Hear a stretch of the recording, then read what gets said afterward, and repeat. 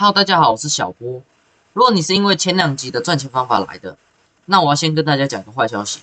就在前几天，官方正式把那个赚钱方法削弱了，同样是30等，削弱前是15万一单，削弱后就变3万9一单，所以现在已经没有办法像影片里面一样赚钱赚得那么快。那个方法还没被削弱前到底有多夸张？我靠着它买下了1300万的 ES 口，一路到1500万的萨达尔之矛。虽然这个方法已成为历史，但我不打算就这样放弃。从现在开始，我会继续测试驾驶帝国各种赚钱方式，只要能找到新的高效率方法，我一定会第一时间分享给大家。如果你也想知道改版后还有哪些方法值得用，别忘了按个赞，订阅小波游戏，开启小铃铛，才不会错过下一支影片。那我是小波，我们下一集见，拜拜。